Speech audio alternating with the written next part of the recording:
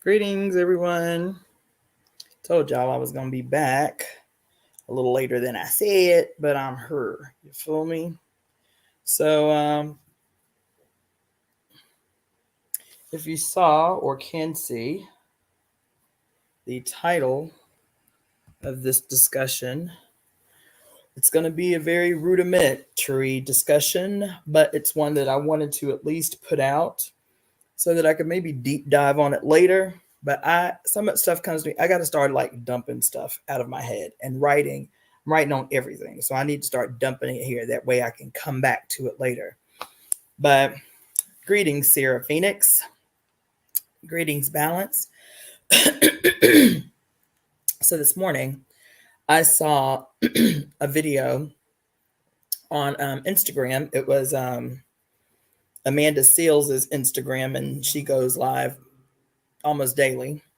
And she was sitting in her closet, and she was eventually moved to tears in this discussion that she was initiating. I like Amanda Seals, you understand?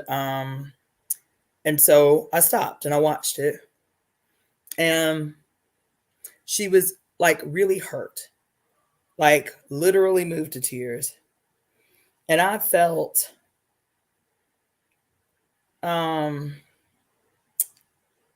empathy, but I also felt frustration because the topic of what she was discussing was like this chronic exhaustion from experiencing political betrayal over and over and over and over and over again. And she was talking or referencing anyway the most recent controversy in this saga around Israel's genocidal assault on Palestine. And she was talking about the most recent controversy is the fact that super progressive AOC and super progressive Bernie Sanders refused to call what is happening in Palestine genocide, while still straddling the fence and attempting to maintain some illusion of progressive ideology, right? Straddling the fence, sleight of hand type shit, you feel me? And I was frustrated because empathetic, but frustrated because when I moved to California in 2018, Californians, progressive Californians, were in the height of what they were calling Bernie fever. They were in the grip of enthusiasm about what the possibilities could be. And in their minds, what they felt was a real shot at Bernie winning the seat at the White House, right? And so I met so many incredible people out here doing really great political work. Not just their work supporting Bernie Sanders' campaign, and they were hardcore about it out here in their support and what that looked like in the real world of Bernie's campaign. But adjacent to that, all the work that they had already been doing as political activists, some of them radical, some of them just leftists, some of them, it varied. But for them, Bernie represented a real opportunity, a real vision for something dramatically different in this country. And so when I came out here, I was very clear about, especially when I started doing work with some of these organizations. I work around Bernie's campaign, but I started volunteering with some of the local organizations here that I felt like I could align with politically, at least in my role, just volunteering, because I'd already made up my mind. I was politically burnt out from doing work in the South. And I wasn't leading shit. I wouldn't join in shit, but I would lend some volunteer hours to some things that I felt like aligned with politically. So the first organization I started volunteering out here with was an organization called Indiginations, which was kind of like a gateway program designed around Native American and other indigenous youth in their transition from high school to college. I loved doing that. It was a lot of fun. It was a lot of fun functioning as a mentor. So I did that. I volunteered with an organization called the Many Winners Gathering of the Elders. Did that not even 3 months after I got to California. I really respected the idea, the program, the process, volunteered every year. I volunteered with an organization called Revolution LA or Rev LA. Greetings, Carlotta. And I really liked what they were about. In partnership with Rev LA, they partnered with a church down in Koreatown that was, very progressive. They had started doing a Feed the People program in response to the Rodney King rebellions, and had never missed a Saturday. Every Saturday since the Rodney King rebellions, they've been doing a Feed the People program out of this church, now partnered with an organization called UPLA and then another organization called Rev LA. I volunteered for a couple of years with that organization, right? So I was like, yeah, there's a lot for me to get my hands into, downtown LA Mission, you name it. There's a gang of organizations I've volunteered for since I've been down here, right? But one of the things, and so I met a lot of people very rapidly, very quick getting here because I put myself in spaces to do that. And I remember the LA chapter of the campaign for Bernie Sanders had rented out this space near the Academy Museum, and they called it Bernie Cafe. And this was the headquarters for organizing around Bernie Sanders' campaign here in LA, right? There are several people that I've met who have that same kind of setup in neighboring cities, right? Wonderful human beings, man. Good people who have a really wonderful vision, about world changing work. And I remember one of the women that I was associated with through other work. She led the Bernie Sanders campaign here in LA. And she told me, we're doing a big event at Bernie Cafe for Bernie Sanders. Will you come? And I was like, yeah, absolutely. I will come. Right. So I went, and I got there early because I always try to get to places early to see if, you need any help, whatever. I got there early, helped with the setup. And while we were setting up, she asked me, she was like, I really just appreciate, your political line, your ideology. And it would be really great to have, a powerful Black woman speak at this event tonight. I know it's putting you on the spot, but would you mind saying something tonight at this event? And I was like, I absolutely will not. She was like, and she looked puzzled. She was like, why not? I said, listen, I know that everybody is in their feelings and very emotionally tied to this thing that's happening with Bernie Sanders' campaign. I said, but I came here to support you. I came here because I know the kind of work you do. I respect the kind of work that you do outside of this process.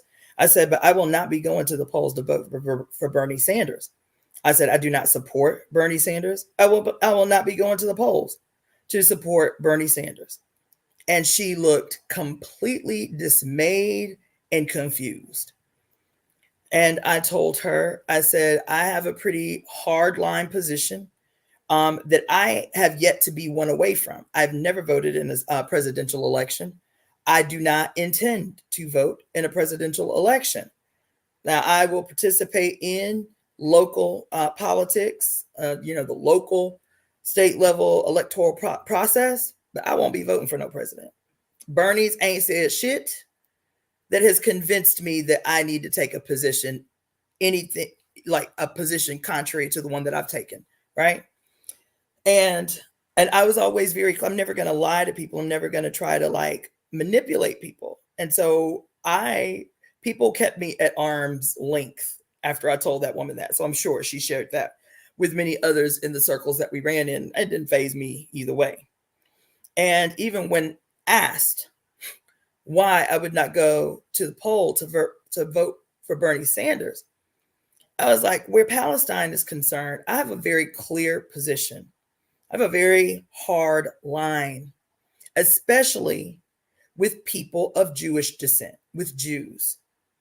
I have a hard line, especially as it relates to what the nature of our relationship is going to be. If we're going to have a personal or political, quote, friendship relationship, I have a hard line, because this line tells me everything I need to know about who you are and where I should place you.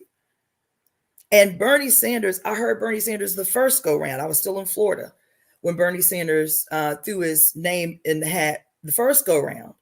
And it was just a blurb.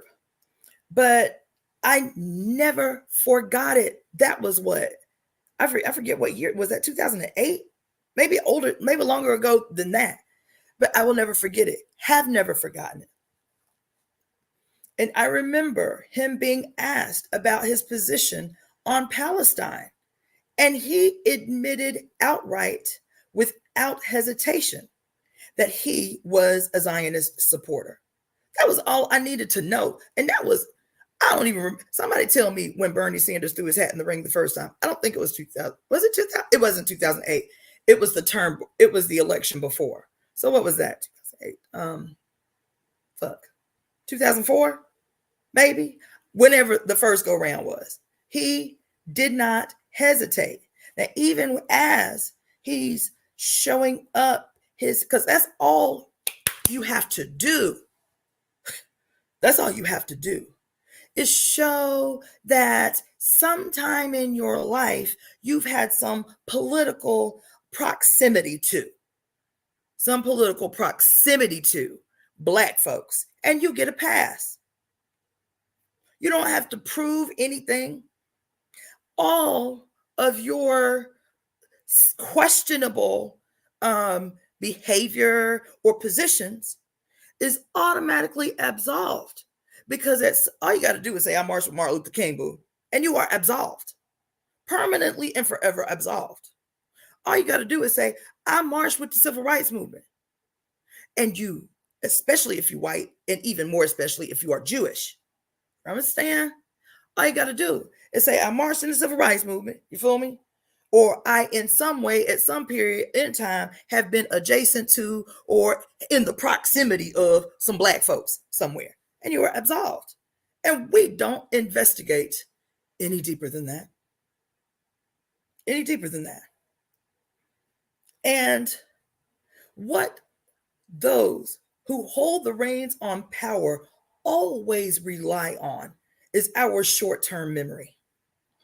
Our short-term memory, our dangerously forgiving spirit, and the fact that they have put these pillars in place in society that always guarantee that we will absolve them. And so I sat there watching this woman, genuinely dismayed, because right now everybody is really viscerally internalizing a certain level of hopelessness. Like, are anybody that runs, are any of them on the up and up?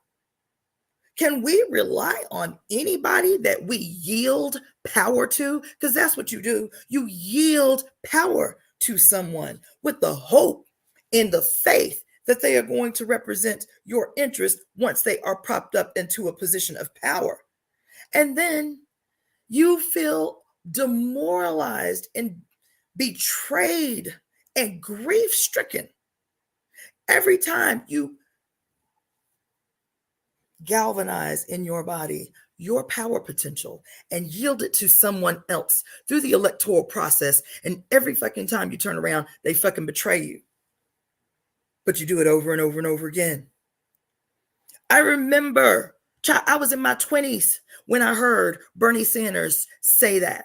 And everybody in Florida under the Green Party or whatever the fuck was, stimulated. You understand? Got goosebumps and butterflies in their stomach and shit around the real potential of Bernie Sanders. You feel me? And I knew in my 20s, there was nothing he had said that would undo the one thing that stood out in my mind was that he co-signs on the colonization of and the genocide of the native people of Palestine. That's all I needed to know, baby. And my fucking position has been unwavering ever since, right? So I get out here and I see all of these people moved, man, excited. We can really take this. Babe, you should have felt the energy when I came out here in 2018. All these young people, all baby radicals, fucking socialists, hardcore socialists, goddamn black nationalists saying, I don't know, man, this motherfucker might take the shit.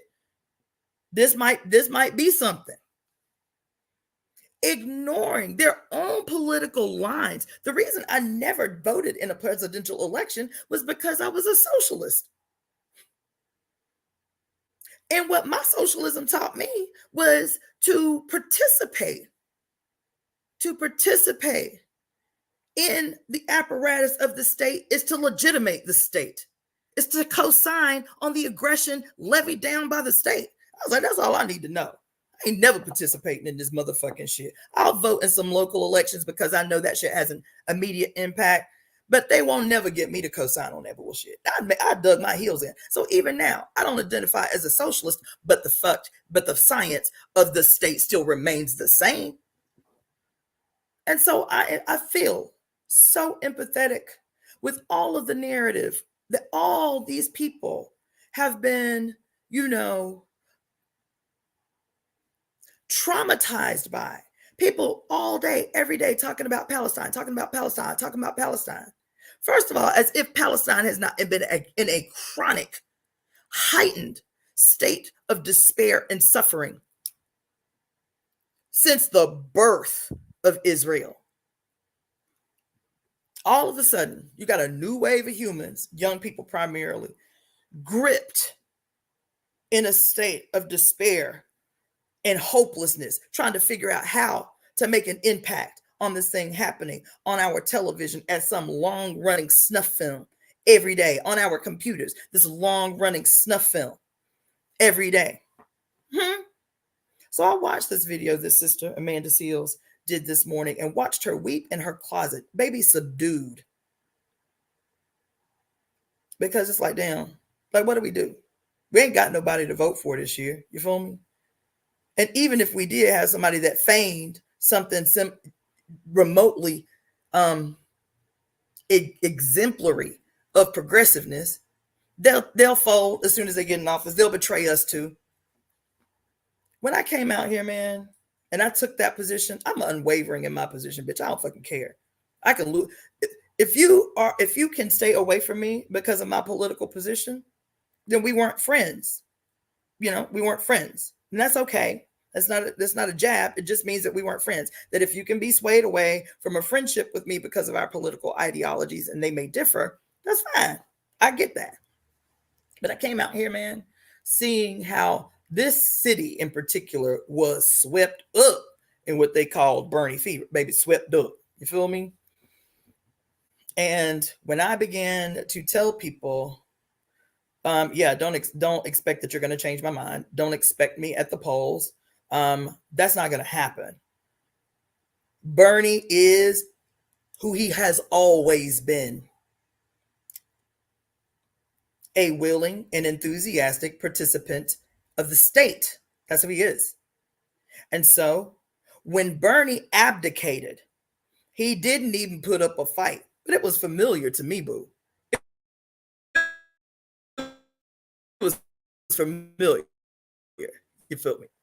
When Bernie didn't even up a fight, what happened here? People were thrust into a collective state of depression. I'm not joking, because I know these people personally. People felt demoralized and betrayed. They had given up 3-4 years of their life working for free to campaign for this man. And I'm telling you, there was a demoralization. There was an actual visceral, palpable depression that set in on the progressives of this city that I was convinced as soon as it happened was orchestrated. I was convinced. I was like, he didn't just abdicate, babe. He had no intention of running any further. He knew he wasn't going to win, and he had no intention of putting up a fight because they needed Biden to take office. The state needed Biden to take office. There was no way Bernie was going to win, and he wasn't going to put up a fight. He knew what his role was to create the groundswell of enthusiasm and then abdicate. And then people got so demoralized. We're so, baby, I'm telling you out here, grief stricken, that once it came time to make a decision, everybody was like, well, I mean, what are we going to do? We have to vote. We have to vote. So if we have to vote, we're going to have to vote for Biden. I remember these people were demoralized and went out and did exactly what they were corralled to do, which was to put Biden and Kamala Harris in office, despite the criminals that they were. Anything but Trump. Despite the history that they both had, Biden and Kamala, but both of them with this anti-Black, anti-Mexican history that they had. Anything but Trump. Because we have to vote. What else we gonna do? That's why this is called the role we play in our own betrayal. Why am I talking to you about the role that we play in our own betrayal? I'm going to tell you what happened the day before the election that put Biden in office. I was in Atlanta. I had flown across the country to drive my baby's car out here. And my homeboy called me and he was like, yo, I want you to come do ayahuasca with me. It was an epic journey anyway. I had just gone to an Oya masquerade, bembe ball. That shit was on Halloween night. It was powerful. Then the next day, this dude is calling me and asking me to do ayahuasca. And I said I would never do it. I was like, this is a sign. Took the 2-hour detour. Baby, do you know what happened? Right before the election. Because I asked my homeboy, I was like, this shit, everybody, the narrative and the line and the media, it's so urgent. Like, maybe I should go down to these damn polls. It was the week of the election. The first time I did ayahuasca was 2 days. I did ayahuasca 2 days before the presidential election that put Biden in office. And I remember talking to my homeboy there in Atlanta. I said, did you vote? He was like, hell yeah, I voted. I was like, damn, man. Because just like the progressives here in California, I was hearing from back where I was, out east and out south. Black people, radicals, man. Black nationalists saying anything but Trump, and ran to Black national hardcore militants, ran to the polls to vote for Biden. And for a split second, child, I let that noise get in my head so much, I contemplated going to vote. I said, oh no, I cannot betray myself. I cannot betray myself. And I didn't go vote.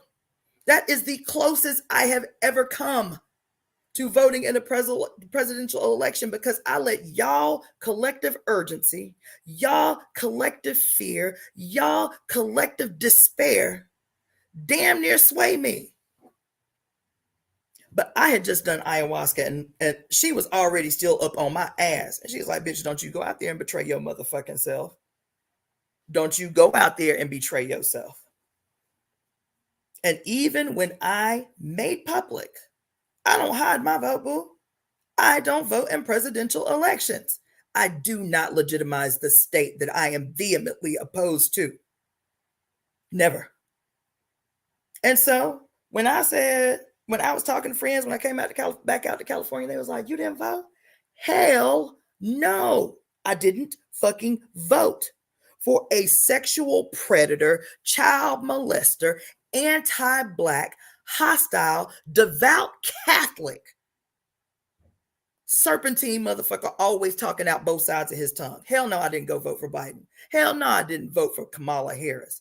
Her ass, notoriously here in the state of California, been funneling Black and brown bodies into the goddamn prison system on shit that she refused to even make white people see the inside of a courtroom for. Hell no, I ain't go out to the polls to vote for that bitch. The fuck you look.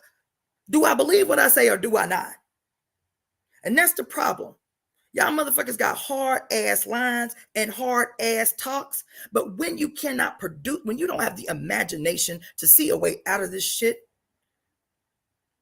you succumb to the madness. You betray yourself and then get mad when these motherfuckers turn around and betray you.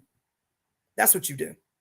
I felt big-hearted for this woman this morning, Amanda Seals, because baby, her grief was palpable. But I've been there. I've seen that. I know that feeling. Because we are afraid to think outside the box in the smallest way. We are afraid to imagine more. And so we fight and fight and fight and spin our wheels and spin our wheels and spin our wheels. And we vote and we vote and we campaign and we campaign and we phone bank and we phone bank. Because we are terrified of a future that can be more. So we concede to the methods of change and hope given to us, fed to us by those who hold the reins of control, of power. They hold the reins of power. And we can't figure out why every 4 years we are betrayed. We cannot figure out why the first Black female mayor of the city of Los Angeles is the personification of political betrayal. You get so hog-tied, fucking this shit that we call America, this project we call America, this shit, yo, we gonna have to have conversations y'all are not comfortable having. I'm reading to y'all right now the book, Parable of the Sower, which is Octavia's 1993 book. That is if you have most people tell it, she had a crystal ball looking into the future. It takes place in a dystopian Los Angeles County in the year 2024. That's why I started reading the book to y'all. And in this dystopian Los Angeles County of 2024, it is not that the world has gone to shit. It's not that at all. What is happening in this book is this dystopian future was created by the wealthy who remain untouched in the same future. This future that she's talking about, you got to pay for police. You got to pay to call the police. You got to pay to call the fire department. Poverty is run amok so much so that communities have banded together to create makeshift walls to keep people out of their little communities. You feel me? But at the same time that she talking about how terrible daily life is in this dystopian future of 2024, wealth still remains. Wealth still exists everywhere. But for colored folks and for poor white folks and for others, wealth is not disappeared. It's just this consistent gianting of the chasm between those who have and those who have not. Those who control and own the means of production and those who are the slaves of the means of production. The chasm is just growing. The fucking divide between wealth and poverty is just growing. And in this dystopian future, it is the oppressed, the poor, the people who already ain't got shit are still being leeched for every little ounce of what they have. Wealth ain't gone nowhere. We still produce it in this dystopian future. They still own and control it, and they use the state to do that. They use the state to do that. And so,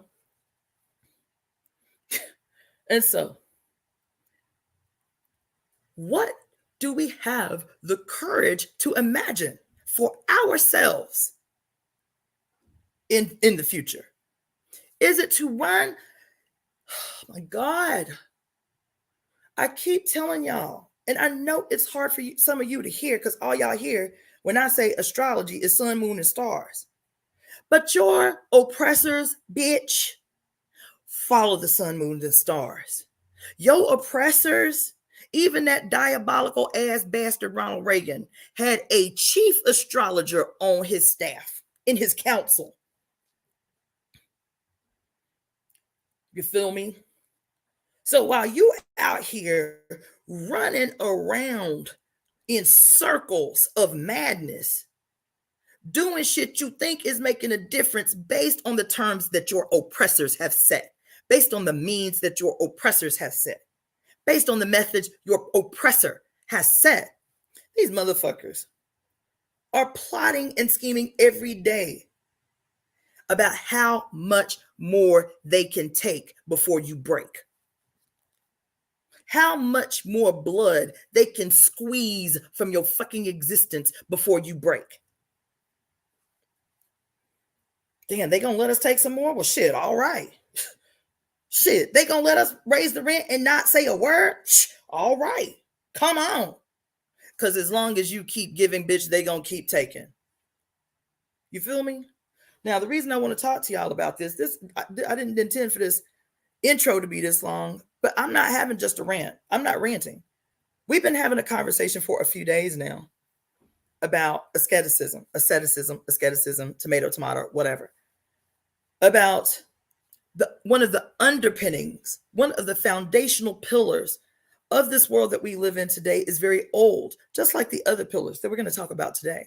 Because we have to demystify what the fuck is happening to us if we're going to change the world. And we can't do that doing the same old damn thing and wondering why the outcome hasn't changed.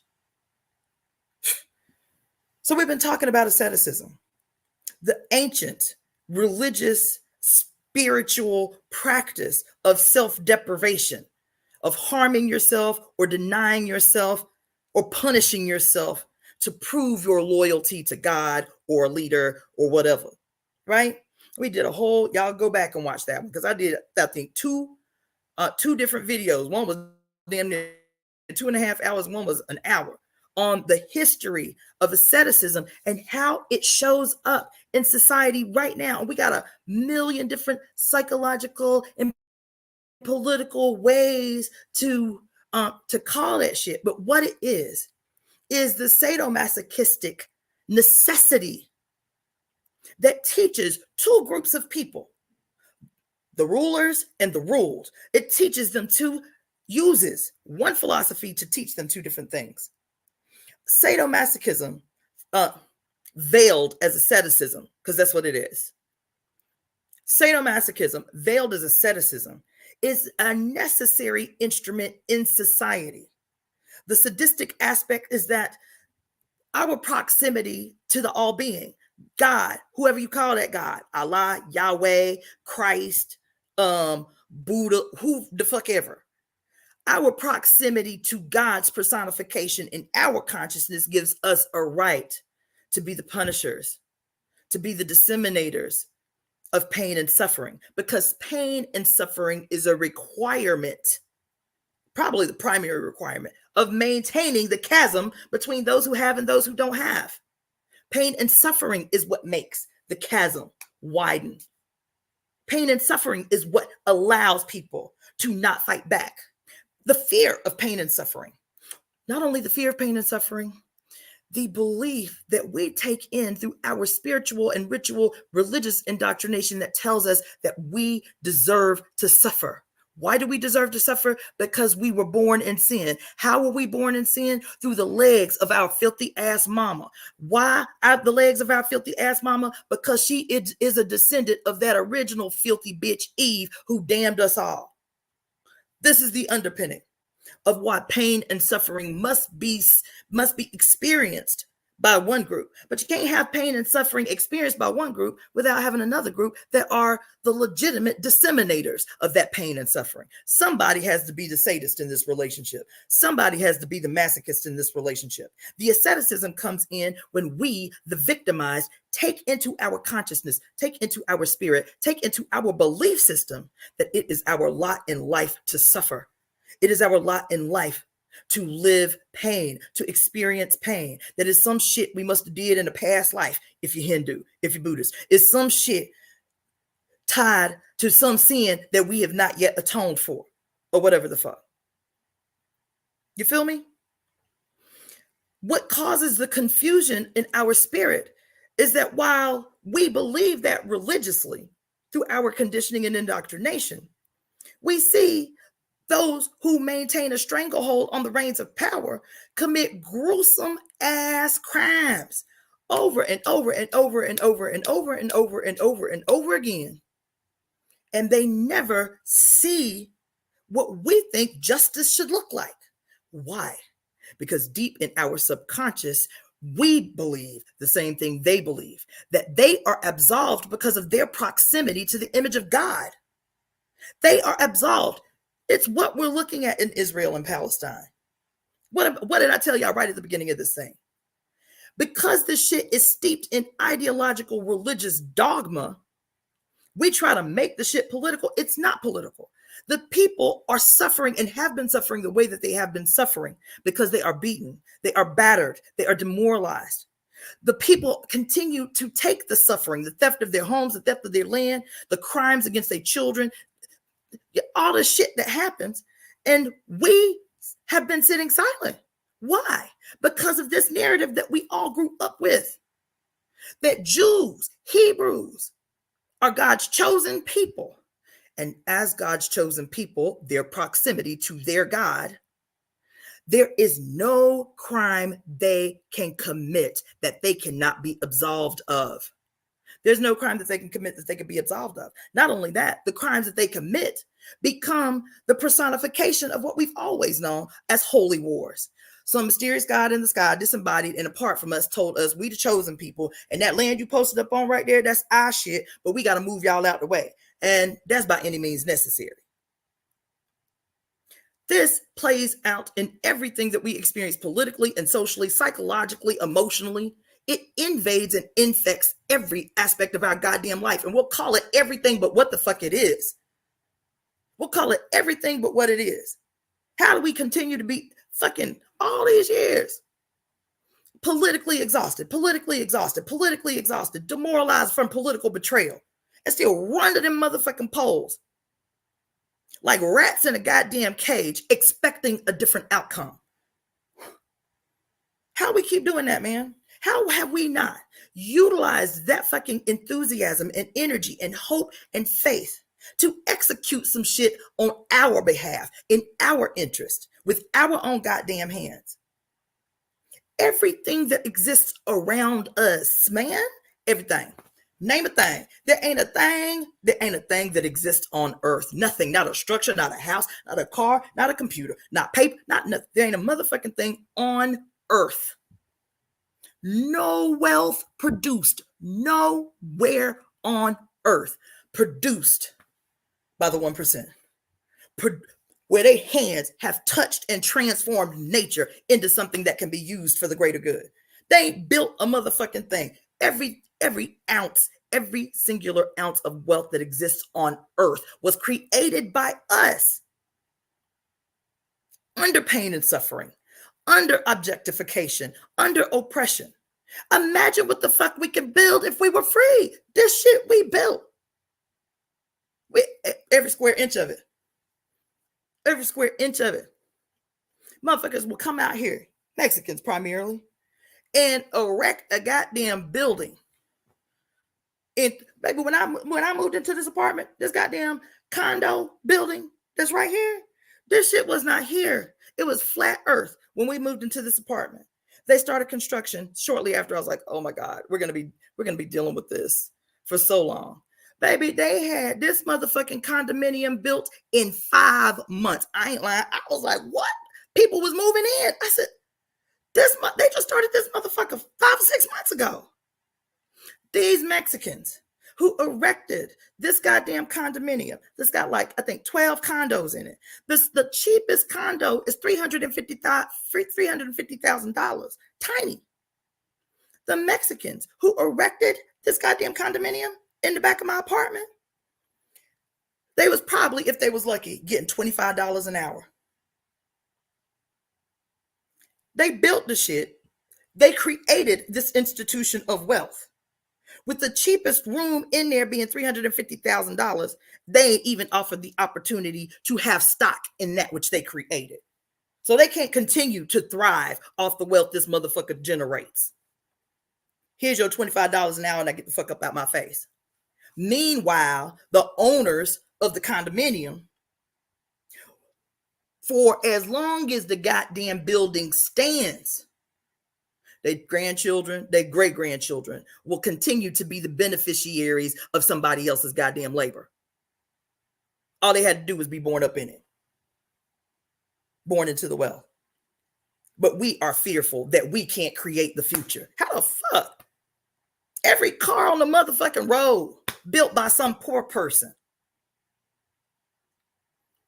Every goddamn Mercedes Benz built by some poor person who may not ever even be able, off the wages that he makes building the motherfucking cars, will never be able to own the goddamn car. But we running out to these motherfucking polls like we see some salvation in the shit. It's like going and laying your face on a motherfucking altar in a church, praying and praying and praying. Because while this shit fucked up, but at least I can hold out hope that my shit gonna be all right in the afterlife. That's what it's like going to the polls.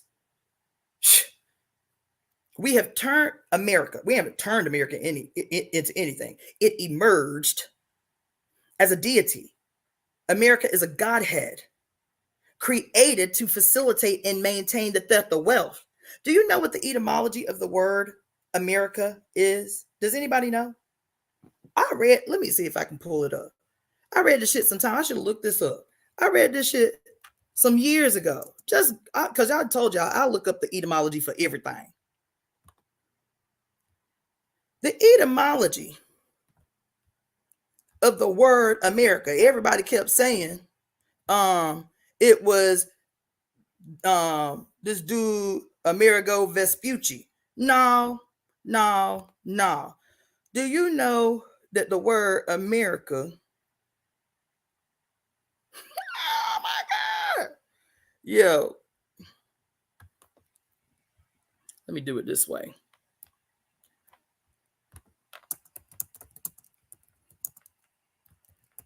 This is gonna fuck y'all up. That's why you got to be looking for the meanings of this shit. Because this shit is, when I tell you hidden in plain sight, I mean that. I mean hidden in plain sight. They don't have to lie to you because they know you ain't gonna look. You feel me? Where is it? Where is it? So now I'm gonna have to look deep, because what is the origin of the word America? Nope, wrong. Okay. Honey, listen. The word America comes in its Greek origin from the word Amerigo. Amelius, Amelios. It means that of work. What it literally translates to is work ruler, or the designer of work and labor. America was born and created to be, in its origin and forever, a slave state. That's what it was created for. Huh? And they get you caught up on some, America, Amerigo's Vespucci, and all of this bullshit. No, they were clear. They hide that shit from you. But it means the master of labor. The ruler of labor. That's what it means. The ruler of labor, the designer of tasks. That's what it means. So meanwhile, we confused. Did y'all hear me? I don't know if y'all saw me when I switched over to my other screen, but yes, that's what it means. That's what it means. It means that this bitch was born as an extension of its forefathers, Great Britain, Europe, the Roman Catholic Church, the hidden Roman Empire. To extend its reach throughout the known world for the sole purpose of the exploitation of others, to prop itself up as gods on earth. That's it. You understand? That's it. And so I'm gonna tell you, because I've talked about this in the past, about the idea, the concept of America being a modern day Godhead, right? I've talked to you about the culture of asceticism as a pillar, as a foundational pillar that props up and legitimates every crime handed down from top down. We don't even question it. Why don't we question it? Why don't we question it? Why don't others question it? Why don't the majority question it? Let me put it that way. Because those of us, who know some things, yeah, we'll say fuck the police, or we'll say, down with the system, or fight the power, or whatever. But what about the masses? Why don't they question this obvious top-down aggression that makes their lives miserable? Because another pillar of this foundation that's necessary is the pillar of absolution. So we talked about asceticism. Now we're talking about absolution. The culture of absolution granted to those in proximity to power, because that's the only time absolution is granted. Now, we understand, for those of you who do not know what absolution means, it means the forgiveness of sins. Typically within the Roman Catholic Church, a priest tells you, you confess your sins. You act like you feel a little guilty about the shit you did. You feel me? And he say, okay, well, your sins are forgiven. Just do a couple of Hail Marys. You feel me? Put some put some money in the coffers. You feel me? And you gonna be all right. That's absolution, right? The technical definition is the formal release from guilt. The freeing from blame, the freeing from blame and guilt. The release from consequences, obligations, or penalties. That's what absolution is. Formal release from guilt. Freeing from blame and guilt. The release from consequences, obligations, and penalties. This is the cornerstone of damn near everybody in America, their religious ideology. Because even if you're a Protestant, child, all you are the offspring, all you are the babies of Roman Catholicism. That shit still remains. And that's why it was Protestants that could come over here and massacre Native people. That was why it was Protestants that could come over here and rob the natives blind of their national homeland. That is why the Protestants continue to impose the suffering on Native people in the form of these goddamn reservations that look like goddamn third world countries and shit. That's why I read an article yesterday saying that federal law has just stated that that no non-native can be tribal law cannot, like, the tribal, what's the word? The tribal justice system cannot arrest or try any non-native who commits drug crimes on native territory. That I just read that article yesterday. That just came out this week. Federal law says that no non-native person can be tried by native people on native land, on reservations, if they commit crimes on native land. That just happened yesterday. Why? Because another pillar of this wicked bitch is the culture of absolution. And is absolution granted to black skin folks? Hell no. Is absolution granted to native people? Hell no. Is absolution granted to Mexican people? Hell no. Who is absolution for? Those who hold closest proximity to their God that rules the world. Who is the image of the God that they worship that rules the world? That Pope, the male mother over there in the Vatican. The white guy in the white robes with the white cool feet, you feel me? In the white palace called the Vatican.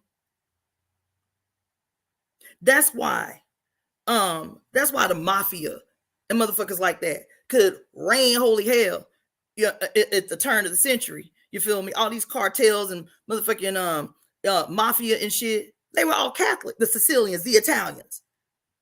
As I look, I'm about to go clean up. I'm about to go run through some motherfuckers. You know what I'm saying? And then I just go down to my priest. Make sure we give them some fat donations every year, and make sure my soul is right with the Lord. Absolution is also an equally insidious weapon as asceticism to continue to corral power in the hands of those who are the legitimate disseminators of pain and suffering. That's what it's for. See, that's what happened when they came over here during the Age of Discovery. You remember one of the monks in South America was writing about what was happening when they first got down to the South America and to the islands, and how the sailors were being told by their generals and shit, you need to terrorize these people, you need to do messed up shit. But they were Catholics and Christians and shit. They was like, well, no, that don't make sense, because the Bible say don't kill and don't do this and this and this and this and this. And this is when the papal bulls had to come from the Roman Catholic Church to say, oh, well, they ain't really like us. They outside of the sight of God. You feel me? So whatever crime you commit with them, we'll do two things. We'll give glory to God. You feel me? And it is the necessary pain and suffering that they must endure in order to be within the sight of God, because they're savages. They're outside the sight of God right now. Oh, and then it made them feel no guilt. Now they don't feel guilty. Well, God, if the Pope says that yes, it's a crime to sin, it's a sin to kill, it's a sin to steal and all of this shit, it's a sin to commit fornication and all of this shit. But if the Pope say there is no wrong that you can do in the acquisition of this land for the glory of God, all guilt is now removed from the crimes that they are now ordained to commit. Do you hear what I'm telling you? Their religion ordained the crimes that they needed to commit to conquer lands. It is the Pope himself that says, whatever crime, whatever you do to women and babies and men and old people, don't worry about it. Don't feel guilty about it. Don't feel guilty about it. This is what has to happen. This manifest destiny right here. You feel me? It basically removed anything that remotely looked like a conscience in these men that set out to discover the new world. You see? That remains.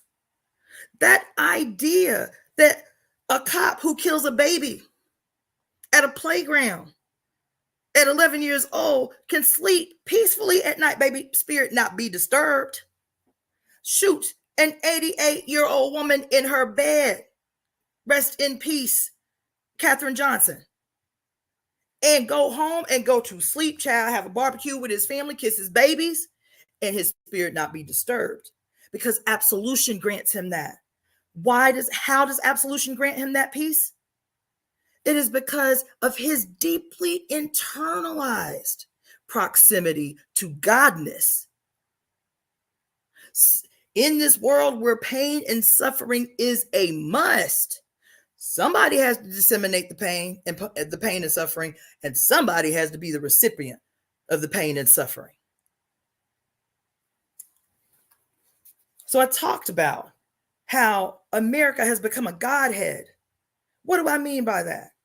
The rituals in our childhood meant to tap into our heartstrings, get us to be patriotic and to feel a deep and profound love for the idea of America.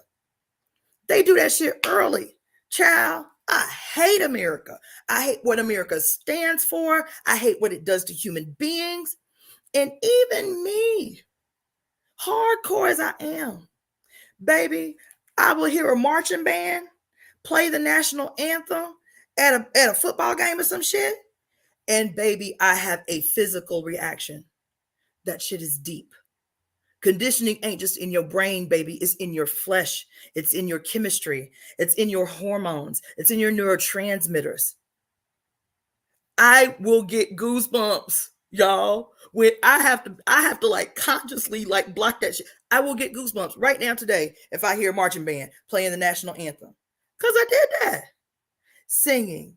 What is it? America the Beautiful. In the first grade, in the second grade, in the third grade. Placing our hand over our heart, the right hand of the father over the heart of the mother, casting a spell within ourselves through indoctrination. As young as kindergarten, I pledge allegiance to the flag of the United States of America and to blah, blah, blah, blah, blah, blah, whatever the fuck. This is spell casting. Spell casting ain't some shit that just is in your brain or in your quote subconscious or quote in your spirit. It's in your flesh. It incorporates your flesh and blood and bone and heart and organs, your fucking hormones. You have a physical experience. People weeping and shit. You feel me? And so in this spell casting, America the Beautiful, the national anthem, the Pledge of Allegiance, the Constitution, the Declaration of Independence, these edifices all over the place of these stoic white men, our founding fathers and shit. And they get you really invested in that shit. That's why, as a Godhead, this is how, and then as Godhead, America requires blood. America requires the sacrificial blood of human beings to maintain itself, because that's what Godheads, at least patriarchal Godheads, have required, is blood, right? But America as a Godhead is also fashioned after our relationship to Yahweh, God, Jesus, fucking Allah. America is fashioned after this relationship. Tell me I'm lying. Huh? So we already got the pillars of asceticism and absolution. You feel me? But I want to talk about something else, because I'm so appreciative of this culture now, this emerging rebel culture, and women and in others, of articulating the suffering that they have experienced at the hands of narcissistic men, primarily, right? Of gaslighting human beings, right? So I'm learning all this shit when I come out here. I'm like, shit, my mind is blown. You feel me? And so one of the more recent things that I'm hearing about all the time is weaponized incompetence, right? Weaponized incompetence. We always talk about weaponized incompetence, though, within the context of romantic relationships, husband-wife relationships, or boyfriend-girlfriend relationships, or whatever the fuck, right? How males primarily will weaponize incompetence to manipulate their partner into doing some shit they don't want to do, right? So they will feign ignorance, and we concede. We like, men ain't shit. They don't know shit. They stupid. No, they are not. They are masterful manipulators, because that's what their conditioning has taught them to do. That's what war strategy teaches males to do, because that's what it is. War strategy teaches males to be master manipulators. So we thinking generally he's got a good heart. Oh, bless him. Poor Tink Tink. He's incompetent. He don't know no better. His mama didn't teach him no better. His mama didn't teach him how to wash no clothes, iron no clothes, cook no food. You feel me? And so even when you ask him to do something that you know good and damn well he is capable of doing, and he deliberately sabotages, y'all ain't hearing, deliberately sabotages the task to gaslight and manipulate into never asking him to do it again. Therefore, increasing your labor responsibilities while diminishing his. He ain't got to do nothing. He ain't got to contribute, because poor Tink Tink can't figure it out without me. Fuck it, I'll do it myself. That's what women do, right? weaponized incompetence. What is weaponized incompetence? And they also call it strategic incompetence. Strategic incompetence. A form, this is the technical definition, a form of passive aggressive behavior where someone intentionally performs tasks so poorly or pretends to be unable to complete the tasks. It goes on to say the goal of this is to avoid responsibility and to force others to take over and perform a task instead. It is a form of emotional abuse. It is an emotional abuse. Listen, it is an emotional abuse tool used to erode the confidence of victims. It is an emotional abuse tool used to erode the confidence of victims. Huh? Why am I talking to you about weaponized incompetence? Because I was working with this idea the other day about how right now one of the increasingly popular narratives about this presidential election is the incompetence and the senility of Biden. This motherfucker is an actively engaged, enthusiastic, genocidal war criminal. But the narrative is somehow these crimes that he is committing, he couldn't be consciously doing this. I mean, that would be barbaric. It must be because he's senile. It must be because he's mentally and psychologically incompetent to make good decisions, as he sits as the figurehead of this fucking country. I said, oh my God. And this has been a tendency. This isn't peculiar to Biden. This has been a tendency. This has been a long tendency intended to, the intention, or at least the outcome, is that we feel a little sorry. Oh, poor guy. He's so old. Right? What is the word I'm looking for? It gives the appearance of like, what's the word I'm looking for? It makes them present less threatening. It makes them appear less threatening when you can say that they're incompetent. It makes them appear less threatening. Now, look back in your presidential memory at how often this strategy has been used, this strategic incompetence, or the weaponized incompetence. Now look back just for a minute or two, at the many times this strategy has been employed against you to get you off your square. Huh? Ronald Reagan, George Bush Sr., George Bush Jr., Clinton, who else?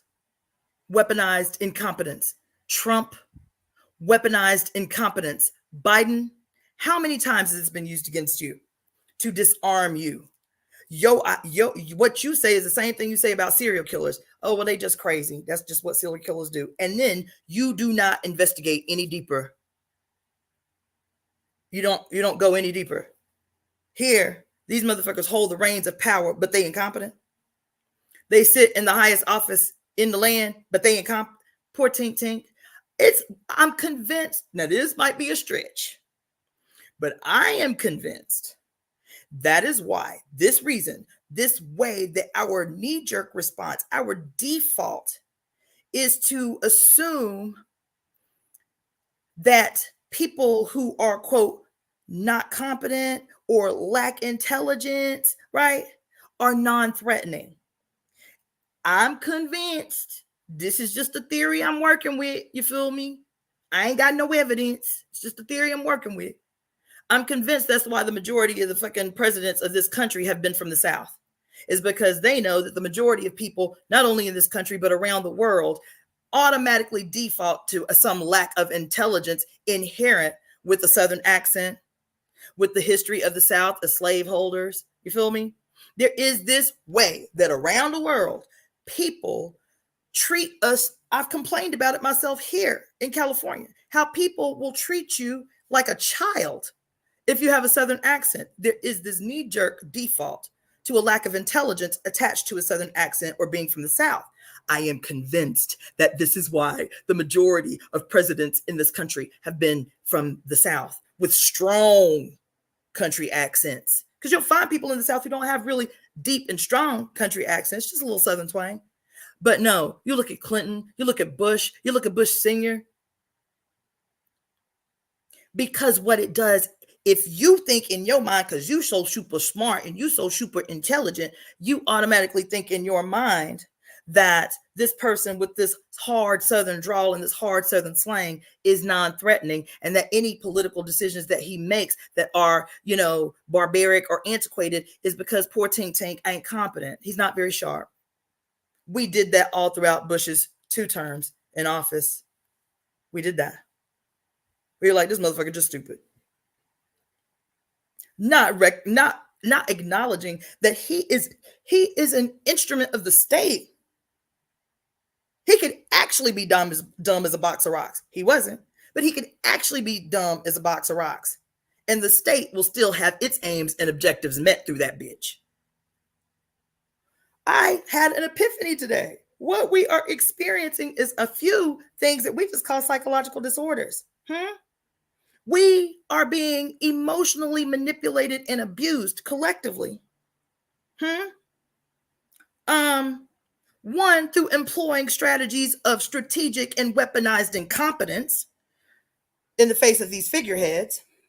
2, the ongoing assault on us, whether economically or politically, socially, or violently.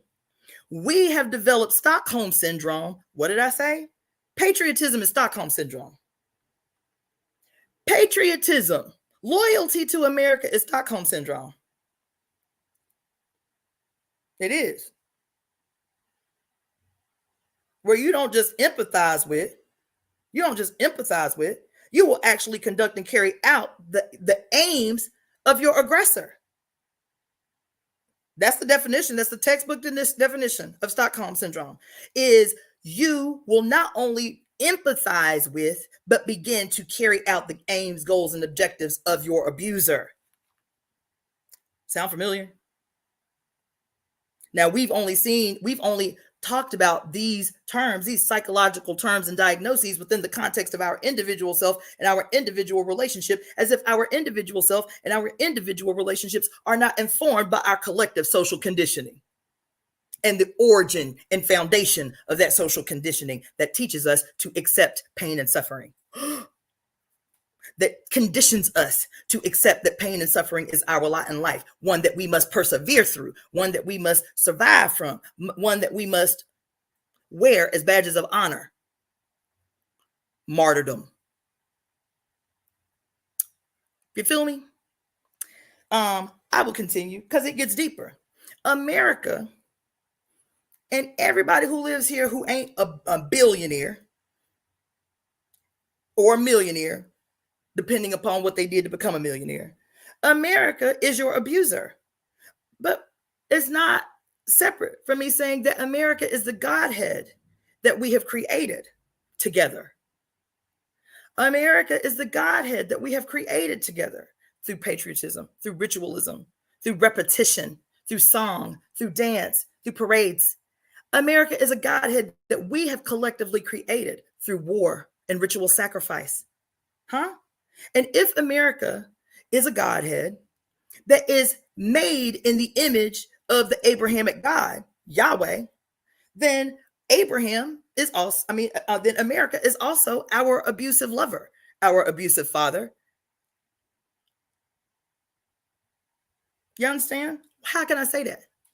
Because America uses love bombing. What is the love bombing that America uses to get us all addicted to it? What I told you in the beginning. We start in kindergarten, saying the Pledge of Allegiance, covering our heart with the power of the right hand of the Father. And speaking spells directly into our heart to change our heart so it's no longer discerning. We believe what we're told. We believe what we hear. We believe only which comes from the Father, right? Partnered with our every Sunday going to church to concretize our belief in America. You feel me?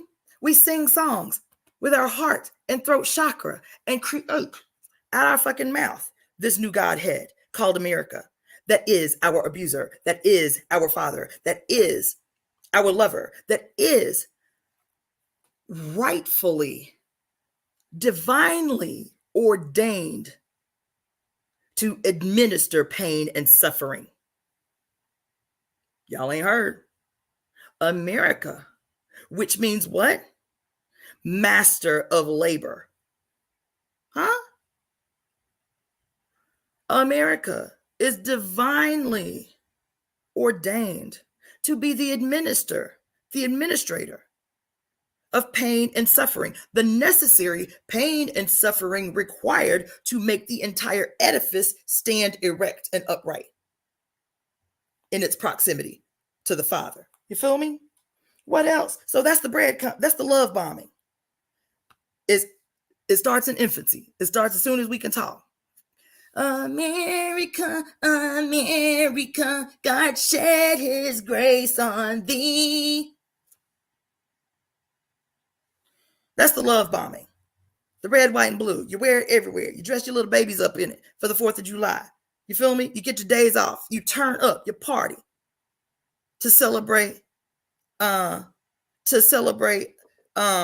conquerors, to celebrate mercenaries. You feel me? Because this is what it means, to love America. That's the love bombing. The warm and fuzzy that you get inside whenever you are around anything that has to do with American ideology. You feel me? Then the breadcrumbing. This is a relationship we in, y'all. The breadcrumbing. You know how you do. You meet a motherfucker who trying to win because he internalizes that you have an essence, something in you that he needs. So he love bombs the shit out of you to make sure you don't go nowhere else. And then once he know you snared, once he know you hooked and shit, then he starts to pull away. He starts to retract love. This is the controlling mechanism. I told you, this is warrior culture, and males from infancy are taught that love is one of the many battles that they must conquer. They are taught to be master manipulators from infancy. They ain't got to have a fucked up daddy at home to teach them how to manipulate women. Everything they see on TV does it. Everything.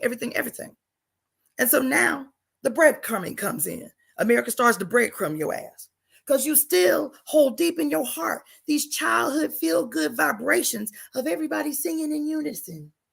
America, America. You still get physically, emotionally, fucking hormonally triggered because you've cast the spell on your heart with the right hand of the Father over your heart, saying the pledge. You feel me? For years and years and years and years and years and years. And that shit being fortified and concretized in your church service every Sunday that tells you, slaves, obey your master. Kids, unquestionably listen to your parents, honor your father and your mother, that your days may be long on earth, even if they diabolical bastards. You feel me? Don't talk back. Keep your mouth shut. Whatever. Keep your legs closed. You understand? Whatever. These two have a relationship with each other, America and the church. You feel me?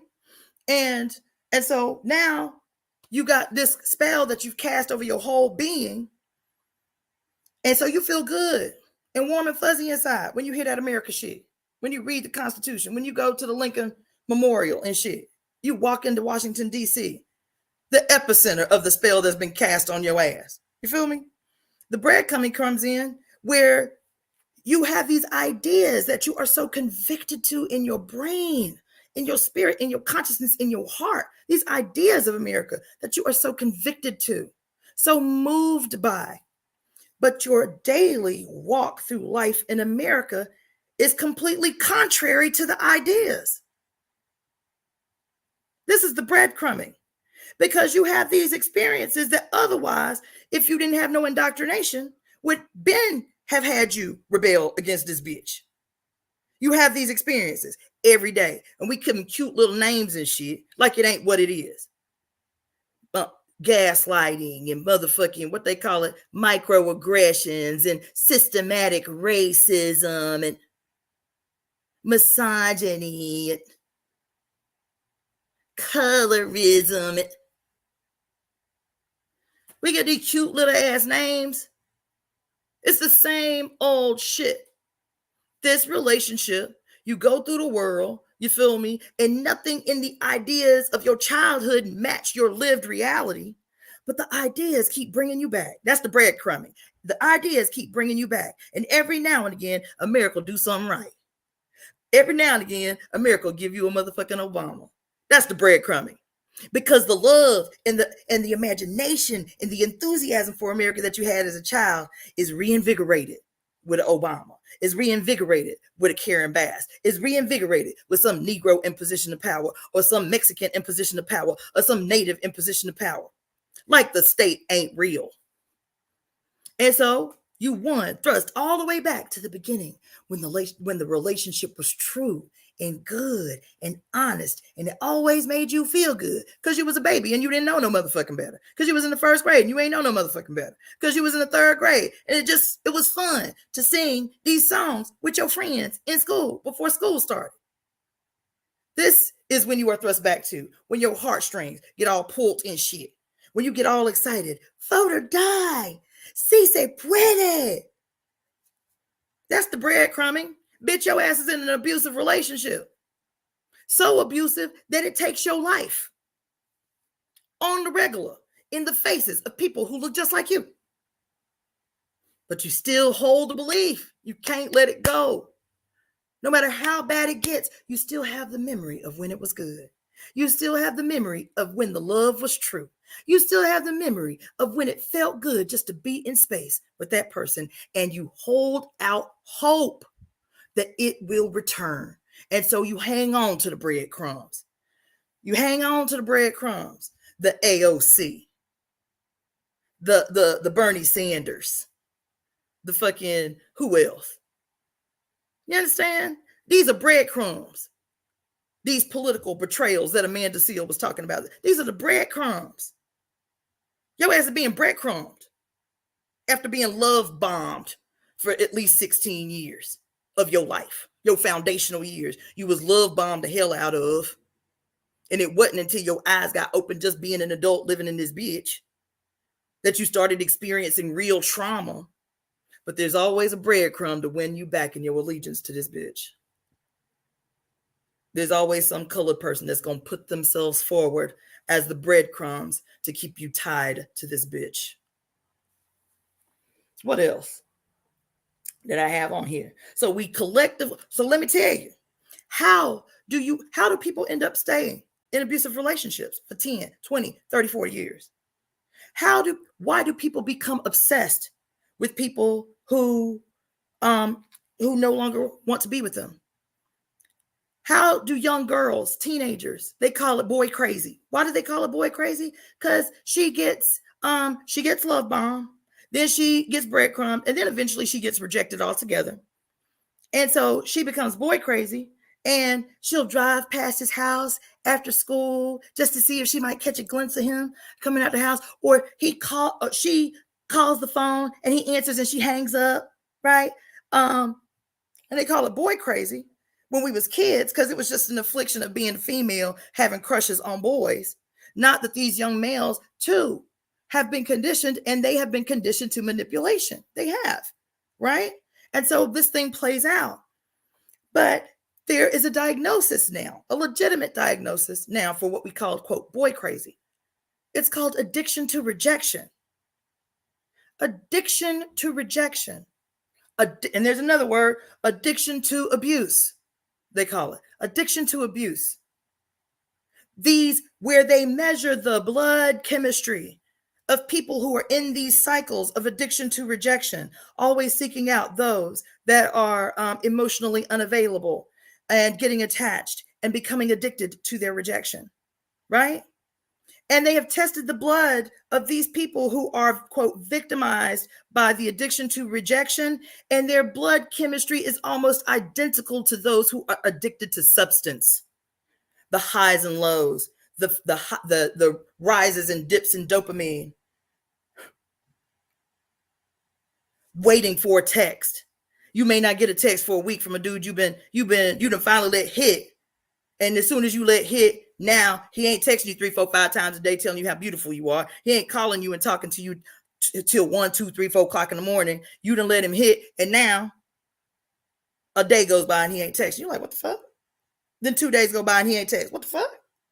Your spirit already told you what's wrong. You feel me? But then what happens, as soon as he calls after not texting for 2 days, after love bombing the fuck out of you to get some hit, right? He calls. Oh my God, I'm so sorry. I'm so sorry. I've been so busy. I got this job opportunity, or my mama got sick and I had to leave the state, or whatever. Oh, but I missed you so much. I thought about you every day. But you can send a text, but you don't hear that. You're like, oh my God. I was wondering. Is everything okay? Are you okay? How is your family? Did you get the job? And in that moment, he's like, this bitch called. She's strung out. She on the hook. You feel me? And the manipulation deepens. Ain't this the relationship that you have to your politicians? Ain't this the relationship that you have to your politicians? I don't know. Is it just me? Is this my imagination when I'm talking? Is this a reach? When I talk about America as a narcissistic, love bombing, breadcrumbing, gaslighting megalomaniac who employs motherfucking weaponized strategic abuse to keep you motherfuckers in line? Is it a stretch? I might be reaching.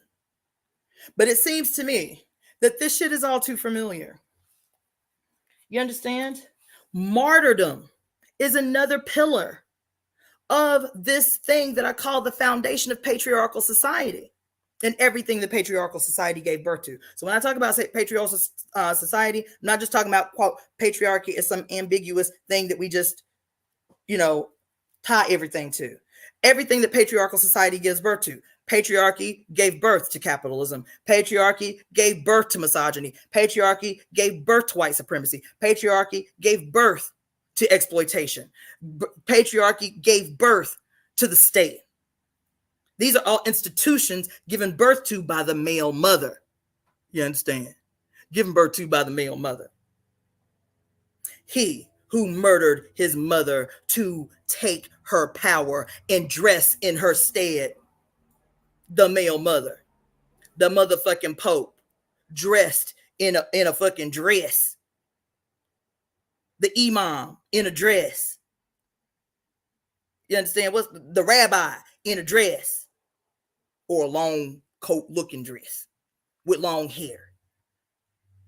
Huh? He who murders his mother to absorb her power. And to prevent her reemergence. You understand? So why wouldn't these institutions be given birth to? You understand?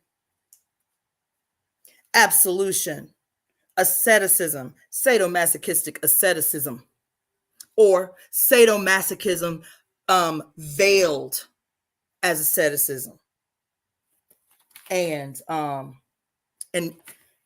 absolution, asceticism, and what's the third one? Shit, absolution. And martyrdom. Absolution, asceticism, and martyrdom being the foundation stones for the birth of this bitch and what is necessary and required to maintain the chasm between those who oppress and those who are oppressed. Those are your cornerstones. Those are your pillar stones. Martyrdom for you to glorify and raise up the necessity of death for this great cause, for this invisible one, for God or for country. You have to glorify martyrdom to get a bunch of young people to throw their life on the line for a monstrous bitch that gives them nothing in return. All you got is to do it for glory. God and country, baby. God and country. So martyrdom, absolution, and asceticism. Sadomasochistic asceticism. Because within the three of those foundational pillar stones of this bitch, somebody has to be the disseminator of ongoing relentless pain and suffering, and somebody has to be the recipient of ongoing pain and suffering. These are the requirements. This is what it produces. You see? And so we're going to have a whole ass discussion. And people having funny discussions. I heard this young man the other day talking about the math ain't math, and I think it was on TikTok. I can't remember the young man's name, but I sent it to a lot of y'all. He's like, the math ain't math. You got money for a genocide, but bitch, we can't pay no rent. The math ain't math. And he going off, right? And at the end of it, when he going through all these ways that the math ain't mathing, you feel me? He's like, I told y'all, get y'all pitchforks and y'all torches and let's go, right? And he can make funnies and ha-has about it. But what do they say it is? The nature of a narcissist. That as long as they have a victim, they are in business. And that the only way to get rid of a narcissist is to completely cut that bitch off the supply of your energy. Complete and 150% emphatic, like no explanation, no why, no call, bitch, you gone. It's done. Why sit and try to reason with the unreasonable? And I'm not talking about individuals. Why attempt to reason with the unreasonable?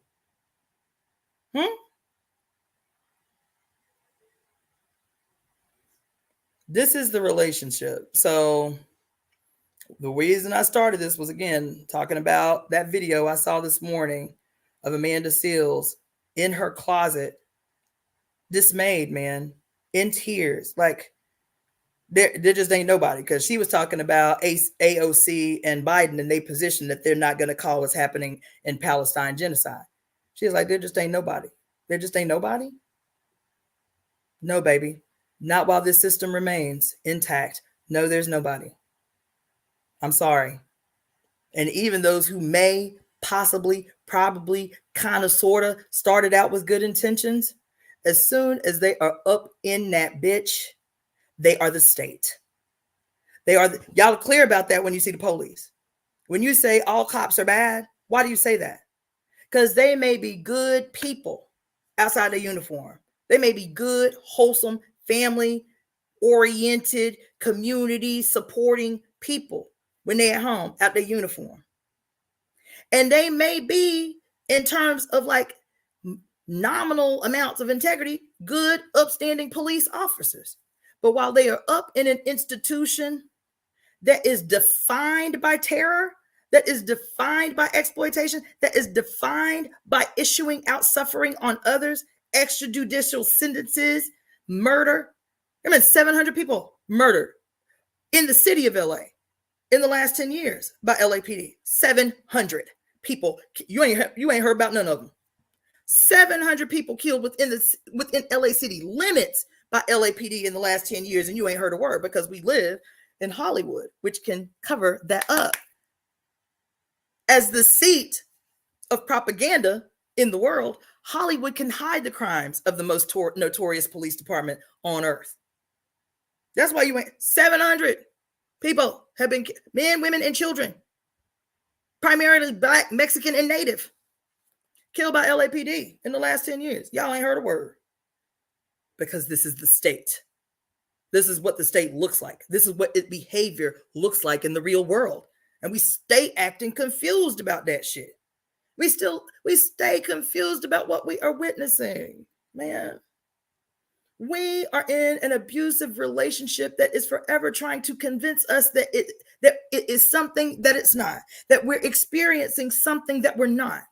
America the free, home of the brave, liberation, dignity for all men, where all men are created equal in this wonderful melting pot of culture and races, where everybody has the opportunity to make a name for themselves, to what does they say? In the pursuit of happiness. You feel me? Everybody has equal opportunity to the pursuit of happiness. But none of your senses are experiencing or witnessing this narrative that you really believe has ever existed, and it has never existed. This narrative that you believe, this spell cast on your whole person that you believe without no evidence. Ain't that your Jesus? Ain't that your God the Father? Ain't that your Holy Spirit? You don't need no evidence. You just have to believe in your heart. Doesn't that set the stage for you to believe any motherfucking mythology that works against you? You don't have to be not concerned with the things of this world. Be not concerned even with your flesh. That's what the words say. Believe, because he who has stakes in the things of the earth and the things of the world has no place with his father. That's what your scriptures say. Now you can be on the mother side, bitch, or you can be on my side. My side requires that you demonstrate your belief through pain and suffering. Whether you're the disseminator of pain and suffering or the recipient of pain and suffering, allegiance to me requires that you demonstrate your loyalty and belief through pain and suffering. Through rejecting all the desires of the flesh. Through your hatred of women in general, and your hatred of your hatred of anything in its proximity to femaleness in particular. This is what I require. And the Bible say, be not concerned with the things of this world, because this world is the realm of the devil. You feel me? And what did I tell you the song was that I heard on a Christian YouTube channel just yesterday? Satan is a woman. That's what that Christian YouTube channel was playing yesterday. Satan is a woman. And so your proximity to anything female has you in league with the devil. Now you need to take sides. Either you're going to be over here with me and reject those things of the world. Reject those things of the world, child, because we're going to be out of here soon.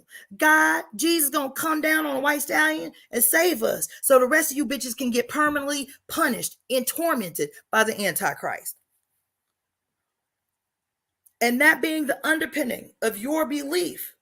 And so that's why you don't fight back. That's why you don't rebel. That's why you don't speak out. That's why you don't color outside the lines. That's why you don't question your boss when you know good and damn well he ain't paying you what the hell he need to be paying you. That's why you do not bend. You do not stand the fuck up.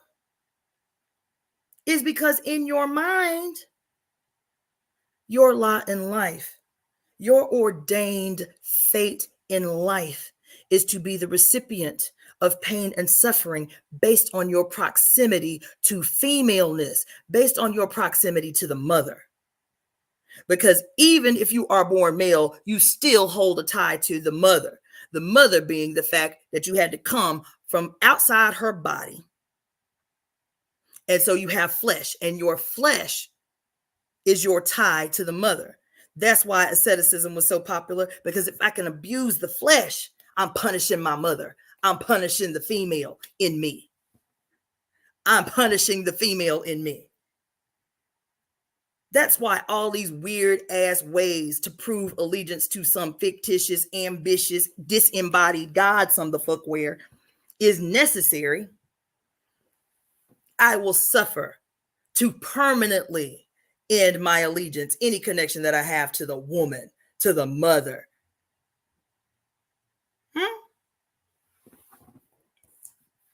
Yeah. Anybody want to come on here and talk to me? Anybody want me to bring you on this live? Or y'all want me to shut up and go on about my business? Anybody want me to bring you into the live? Because I could be tripping. I could be way off base. I be thinking deep. You feel me? And I don't be thinking no conspiracy theory deep shit. I'm not interested in conspiracy theories. I'm not. I'm interested in what makes sense politically, what makes sense dialectically. And if we talking, because we're reading the book, Pure Lust by Mary Daly, and we're talking spiritually and religiously in its political connection in history. And if she can say that the greatest threat to the maintenance of patriarchy itself is the collective remembering of women, and we must do everything to make sure these bitches never remember who they are and where they came from. That's what she said. This woman was a hardcore Roman Catholic. She went to seminary school and got her PhD in Roman Catholicism. She believed this shit when she started out. And then she got up in there, and then she went to go teach catechism or some shit at some Catholic school in Boston. Was like, oh no, this is some bullshit. No, there ain't no change in this shit, because the essence and origin of it is in its diabolical opposition to me being born female. And she went from devout catechism teaching, theological PhD holding holy Roman Catholic to radical feminist. That's what she did.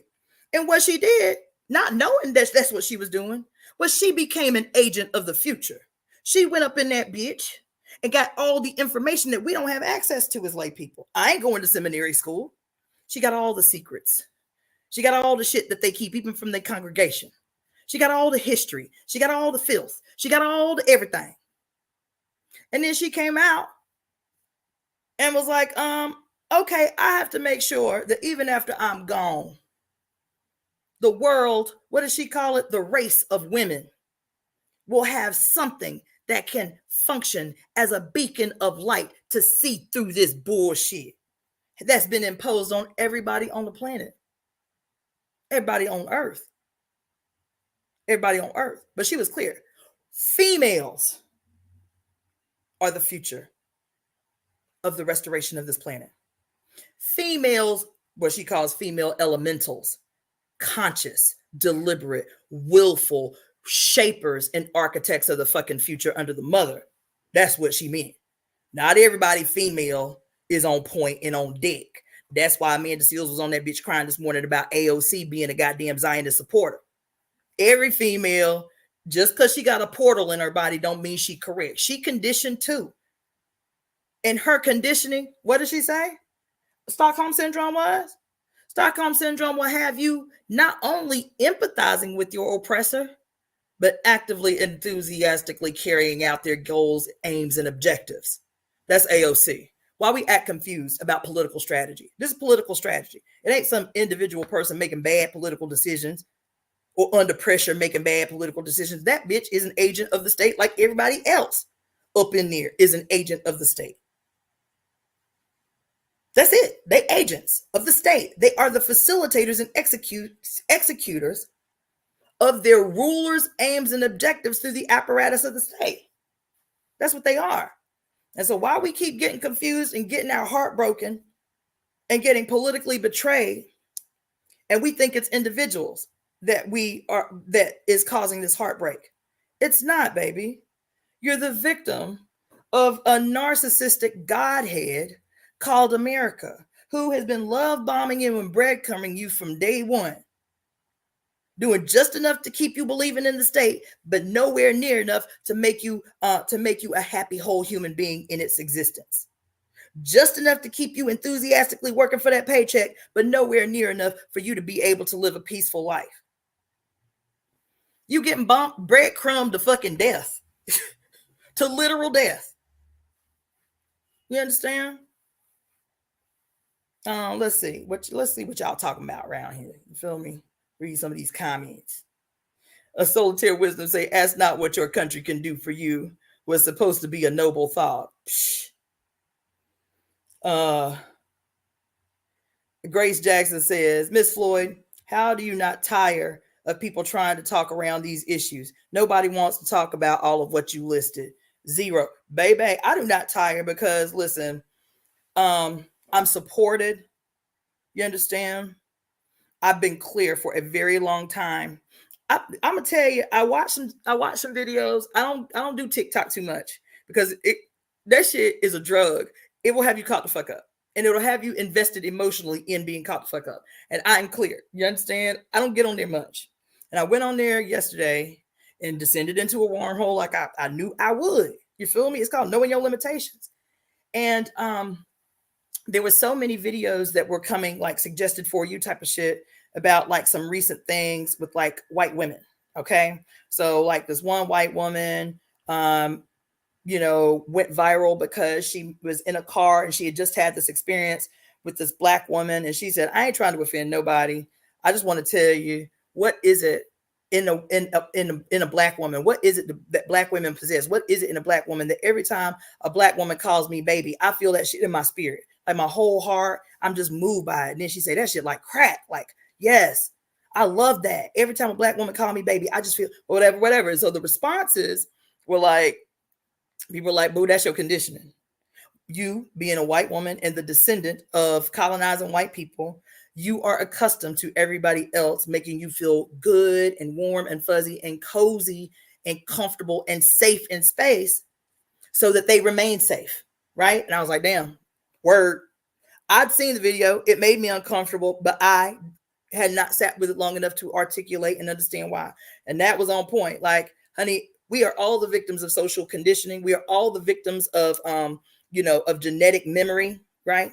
And the impact that trauma, she said, she specifically called this a trauma response. She said, your trauma response is that white women today are still accustomed to being made to feel comfortable in space with everybody. So you feel all warm and fuzzy inside, and that triggers your genetic memory of when, black women couldn't feed their own children, but had to come and breastfeed y'all. You feel me? Or whatever. This is a trauma response.